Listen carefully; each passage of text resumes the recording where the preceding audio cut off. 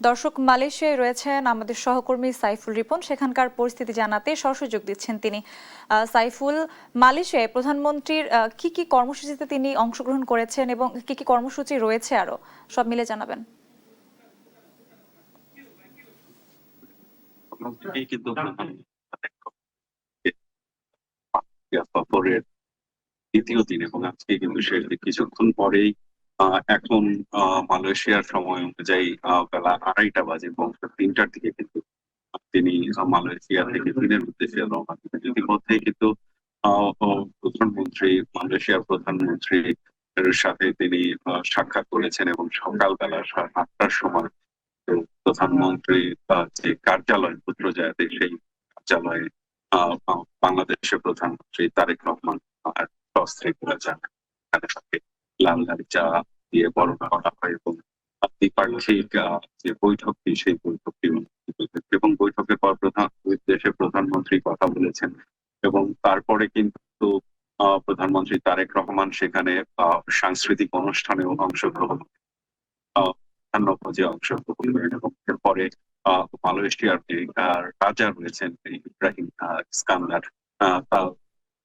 তার বাসায়ও কিন্তু তিনি তার রক্ষা করেছেন এবং এরপর তিনি বেলা 3টা নাগাদ মালয়েশিয়া চীনের উদ্দেশ্যে রওনা করবেন এবং মালয়েশিয়ার প্রধানমন্ত্রীর সঙ্গে বৈঠকে কিন্তু দুই দেশের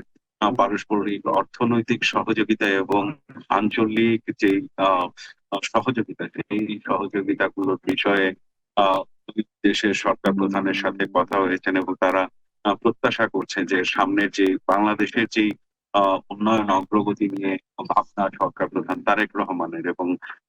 দারিদ্রতা এবং ভঙ্গুর অর্থনৈতিক অবস্থা থেকে উত্তরণের জন্য মালয়েশিয়া একটি শক্তিশালী সহযোগী দেশ হিসেবে পাশে থাকবে এমনটি কিন্তু প্রত্যাশা বাংলাদেশের মানুষ করছেন এই সফরের মধ্যে। এবং কিছুক্ষণ পরেই এইখানকার সাংগ্রিলা হোটেলে সংবাদ সম্মেলন করবেন প্রধানমন্ত্রীর উপদেষ্টা